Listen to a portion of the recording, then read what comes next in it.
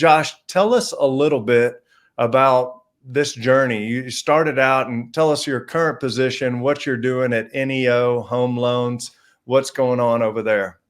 Well, let me just start with something that I think that might be valuable. The truth is there was no brilliant master plan. The truth is we were too stupid to sell anything at a profit.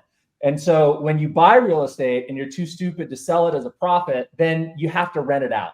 And as luck would have it, over the last 24 years, some really neat things have happened in the local real estate here in Utah. In fact, Utah was the #1 fastest appreciating residential real estate market going back over the last 30 years, appreciating, I don't have the slide in front of me, but I think it's something like 687% over since going back to 1991.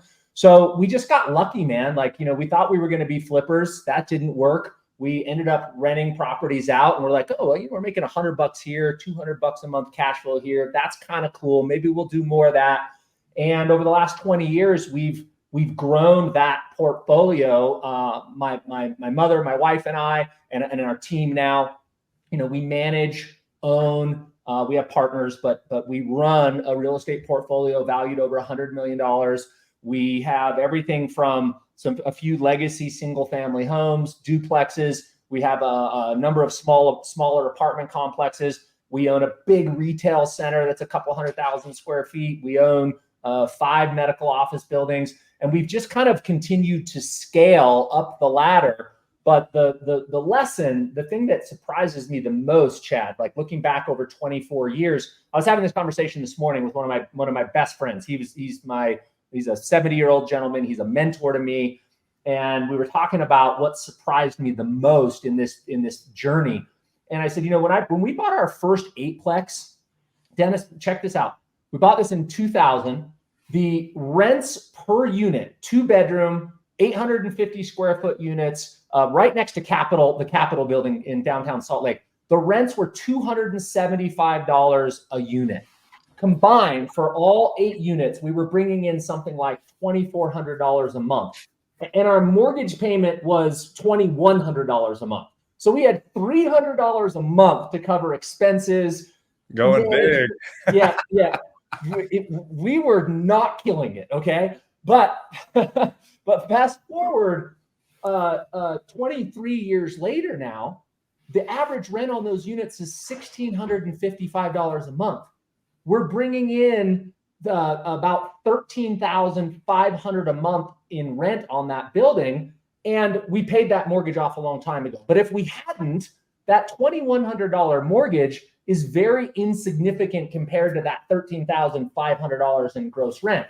I would have never have imagined that over that 23-year period of time that rents would have gone up that much. And really what it's done is the rents have gone up so much, it's effectively deflated the value of the debt, because the debt as a proportion of the income is so incredibly small to that income. So anyways, it really wasn't a master plan, Chad. It was just finding an area in real estate we could find a little bit of success. We failed as flippers.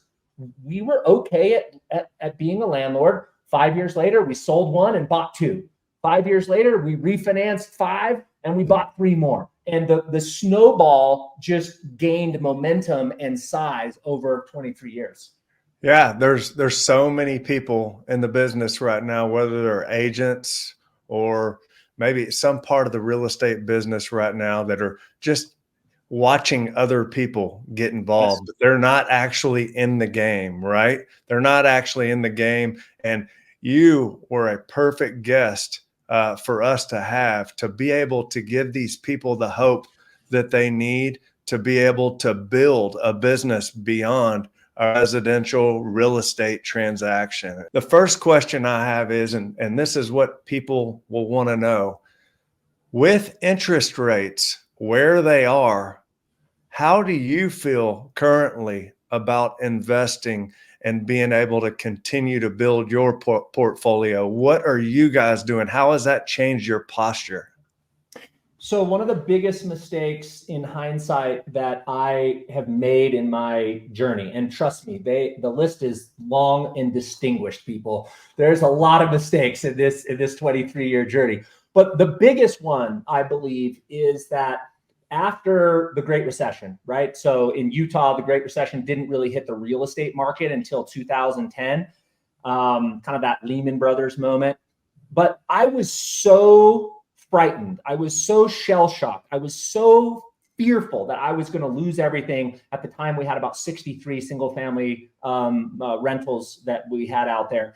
And I was so fearful that from 2012 till I think it was 2018, I didn't buy a single property for 6 years. And by the way, those were the greatest years ever since maybe like the 1930s that I should have been buying properties, just going bonkers. But I was so fearful, and I had all this justification, right? Oh, housing prices are never going to go back up. I'm not making as much money, so I have more risk. Blah, blah, blah, blah, blah. I had a million excuses why I should have stayed on the sidelines.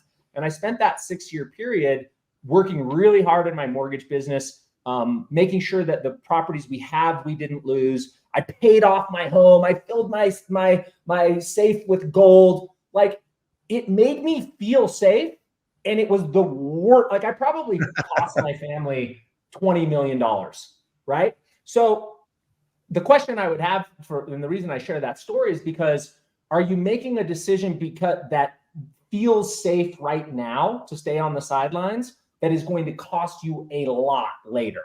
And so, I never would tell somebody to go out and just get in the game to get in the game. Like, the deal has to pencil, it has to make sense. We analyzed properties for an entire year last year. Our goal was to buy another building. Our goal was to pick up another large medical building. It didn't happen. We couldn't find shit. We looked at retail, we looked at office, we looked at medical, we looked at apartment buildings, but we continued looking. And in November of last year, we found a house, a single family house. We bought one house last year, which I haven't bought a house for probably 10 years now, because we kind of moved on into like more commercial stuff. Yeah. Maybe not 10 years, maybe 6 years. But the point is, we stayed in the game. We kept running the numbers. We kept negotiating. We contracted multiple buildings. It just didn't pencil. But did I get smarter? Hell yeah. I learned. Every single one of those deals I learned. Did my reputation grow? Yes. I talked to 10 different commercial real estate brokers last year and negotiated deals. Did my relationship with my bankers, who I'm going to get loans from, did that improve? Yes. We ran numbers on multiple deals.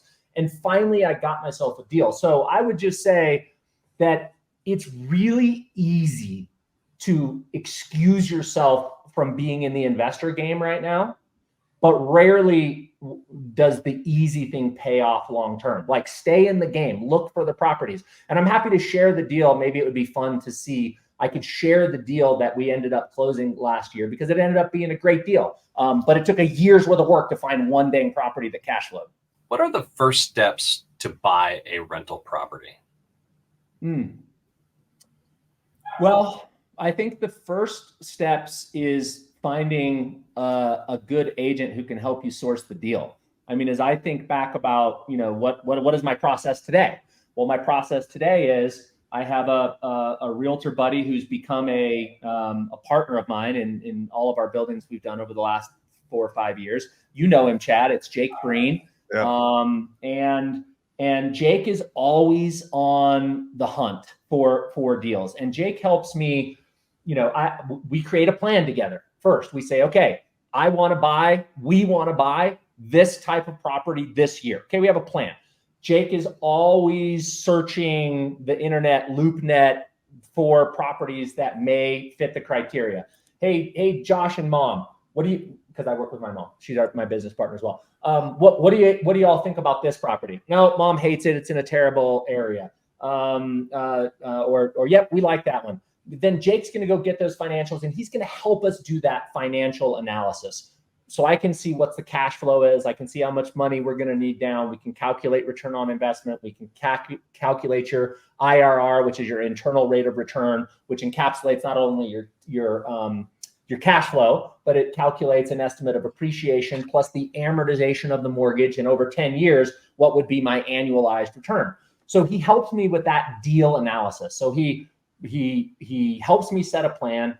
He makes sure I'm following up with that plan by sending me deals. He helps me with the deal analysis, and then he helps me negotiate. So I guess that's a long answer to, I would just say, if you're not working with if you don't have a plan and you're not working with a really great realtor, it's going to be hard to be accountable and have success there. Yeah, because you don't have time to do that yourself. You're not out looking. Your boots on the ground. You got other stuff you're taking care of. And I get distracted, dude. Like, I got a 14-year-old kid that I need to take skiing, and I got a 12-year-old girl that we're going to be to volleyball all day. And like, I have life issues. So how do you keep on track with your investment goals in spite of all those life issues that are real life things we all have to deal with every day? And I've just found having a partner, having a realtor partner that can keep me accountable and keep those things in front of me is a very successful step in the equation.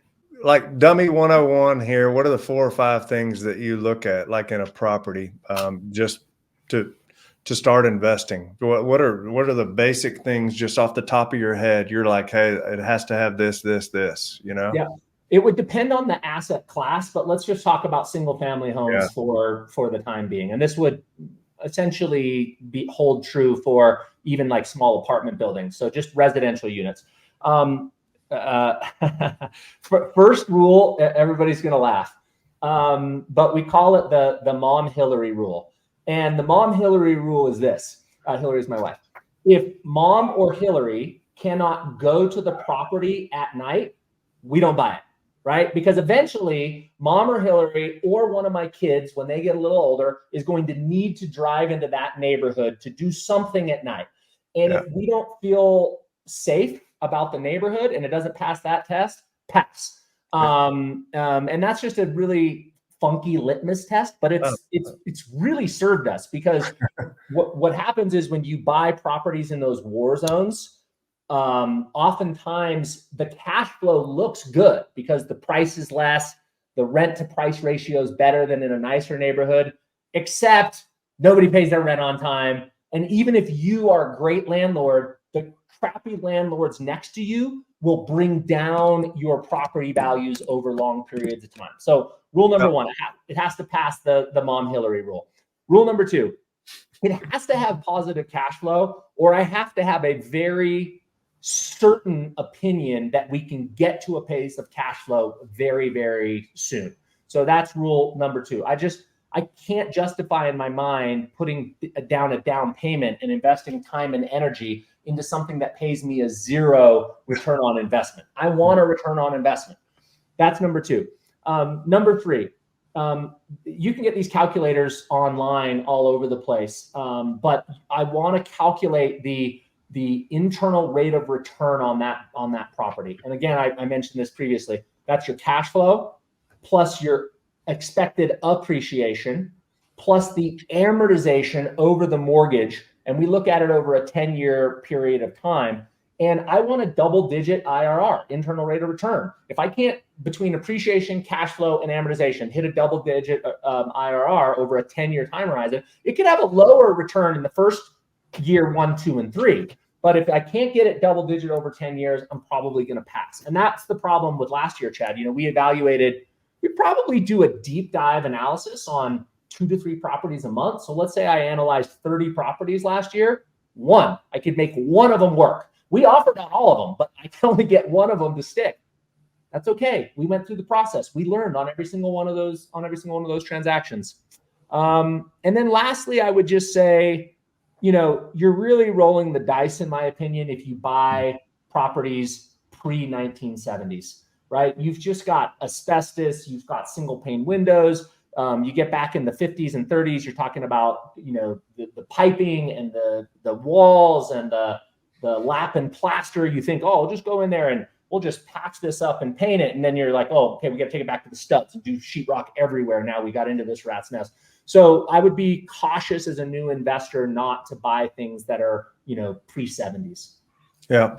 I live here in suburban Houston. So the school district is really, really important for for our investments here. And then so I use some of the things that I've had bad experiences with, like power lines in a backyard. That's kind of like the mom Hillary rule for me, right? I'm just like, hey, I am not going to have a power line in the backyard. I'm out.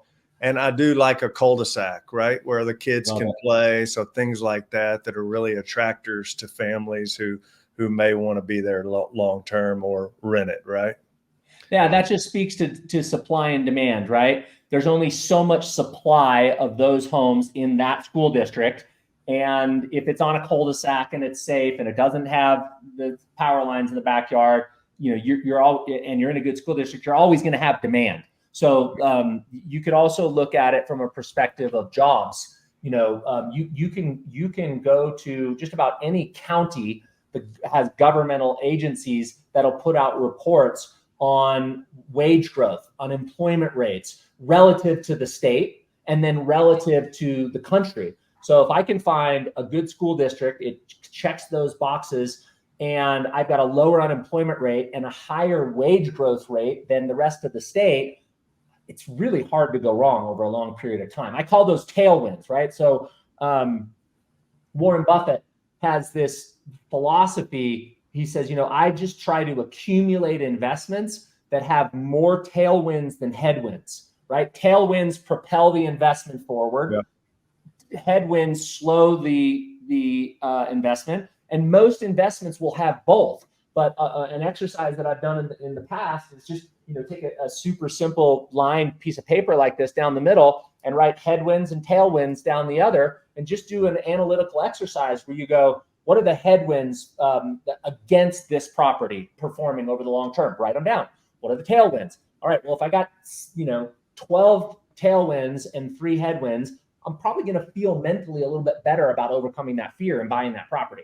A lot of these investors are, maybe they don't know how to handle investments for real estate. Maybe they don't have a CPA. Can you kind of tell us like a little bit about the tax advantages, briefly, tax advantages for you, and then how your businesses are structured and able to do, you know, what you're saying, hey, paying taxes is optional. We want, you know, these viewers to understand how to take advantage of that as well. Yeah, you bet. And I think probably the most significant or valuable way I could do this is I'm just going to share my screen, because you know I love slides, Chad. So let me swap this. Let me turn off there we go. All right, cool. All right, so first of all, I want everybody to understand how damaging to your wealth are taxes. So let me share my screen here. Window. Oh boy, if I get this right, Dennis is going to be so proud of me. Ooh, nailed it. Woo! All right, so you're seeing this one that shows reduce or eliminate taxes? Yep. All right, right on. Okay, so I want you to anchor into how freaking painful this is, first of all. So let's just say that you pay $100,000 a year in taxes. So over 10 years, if you pay $100,000 a year, that means that you lost $1 million to paying taxes, right? Yep. Well, yes, you lost $1 million in principal, but I just said that the real estate investments that I invest in, I've been able to make at least a double-digit internal rate of return, appreciation, cash flow, and amortization. So if I gave the IRS $100,000 this year, that means I didn't invest that $100,000 into my investment. And that means that I lost not only the principal, but I lost the 10% rate of return on that money. Are you following me? Yep. Mm-hmm. All right, cool. So over 10 years, 100,000 times 10 years is $1 million, but I lost another $593,742 on return, what I could have had I had that 100,000 a year compounding for 10 years at a 10% rate of return. Does that make sense? Yep. All right, let's play with this over 20 years, Chad. 100,000 a year for 20 years, and my missed opportunity cost I just lost $5.7 million, not $2 million, not 100,000 times 100,000 a year times 20 years is 2 million, $5.7 million in lost investments. And just because, everybody needs to taste the throw up in their mouth just every once in a while, let's take a look at what 30 years looks like. 100,000 times 30 years, that's $3 million you lost to the IRS, right? Nope. You lost $16,449,402 to taxes. Is it any wonder why most people don't end up wealthy? You can't end up wealthy when you give away $16 million. I mean, I don't know about you, but I don't have an extra $16 million. and trust me, my kids really want that extra $16 million for sure. I know this is a fact. So, what's the best strategy to avoid or minimize paying taxes? And those are tax segregation studies. So I'll be quick on this, but it's a very valuable lesson. So this is a building that we bought in 2022 for $12 million. It's a medical office building in St. George, Utah. It's 100% rented. It's never had a single day of vacancy. It is a cash cow. It has just been a phenomenal investment. But outside of the internal rate of return that we estimate to be probably 14 to 16% annually over the 10-year time horizon that we did the analysis, we also had a significant tax deduction. So here's how tax segregation studies work. You take the value of the property and you minus out the land. So if we mine it, because you can't depreciate land because land's going to be there forever, but your stucco, your windows, your air conditioning, all those things can be depreciated and create a phantom write-off. And the cool thing was with the 2017 tax code revisions, which I can't remember the name of right now, but it doesn't matter. You were able to subdivide the property into different asset classes. There's 5-year property, there's 7-year property, 15-year property, and then just the building structure itself, we had to amortize over 39 and a half years or depreciate over 39 and a half years. But this property, the 15, 7, and 5-year property, we were able to write off these in their entirety, these amounts in the year we acquired the property. So how did this break out? Well, we had $1.2 million in 5-year property, flooring, wall covering, shelving, ceiling fans. We had $416,000 in 7-year property, counters and cabinets, telephones, electrical break rooms. We had $1,455,000 in 15-year property, exterior lighting, landscaping, land improvements. And then we had $8 million of 39-year property, which if you take 8 million and divide it over 39 years, that gave us a $94,000 deduction. So in total, in 2022, we took a $3,166,684 tax deduction by buying that property. And the cool part is, did I stop sharing correctly? Yeah, you're good. Okay, cool. So the cool thing is, I didn't make $3,166,000 in 2022. So I was able to completely offset my entire income for 2022 and then carry forward the delta, the amount that I didn't use, into 2023. So when I say taxes are optional, like I paid zero taxes, zero federal, zero state. And as long as I keep buying enough properties to use the depreciation, I will never pay taxes. Now, tax laws change and there's some phase out happening to this, but that's the point. Like you've got to figure out, and this goes back to Kiyosaki and playing in the cash flow quadrant in the investment place. You have to figure out which activities are going to be the most tax efficient so that I can pass on as much wealth to the next generation. And so, Josh, when you start doing this, I mean, these people are listening right now and trying to understand how to structure this. I mean, is this something that a standard CPA off the street will be able to know, or are we talking about somebody who specializes in massive portfolios, leveraging investments one after another? What kind of advice do you give them on that? The latter. Most CPAs will say, "Oh, that's risky, or here's the reasons why you can't do it. You want to work with somebody who says, here's what you need to do in order for this to work for you. Here's how you have to organize your affairs to fit within the IRS guidelines and do this legally. You have a portfolio of around $100 million. And, you've had to have made some mistakes along the way. What are some of those biggest mistakes you have ever made? And what did you learn from it? Yeah. So I'll go back to, the biggest mistake I think I've ever made in my career is that I took 6 years off because I was afraid. And I just stopped thinking, Dennis. I wasn't analyzing deals. I wasn't looking for properties. I think in every environment there is opportunity. And our job as investors is to say, despite all of that, all of the things that make this a bad environment, where is the opportunity? There's always opportunity, bro. You just have to put your mind to where those opportunities are. And I shut my mind off for 6 years. So that was my biggest mistake. The other big mistake was I was thinking too conservatively.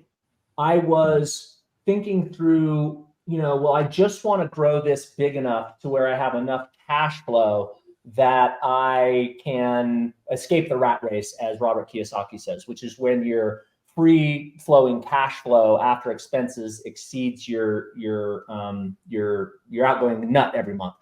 And when I understood what's happening with the devaluation of the dollar, when I understood this philosophy that Jason Hartman teaches on the inflation-induced debt strategy, I realized that this is a potential once-in-a-lifetime opportunity.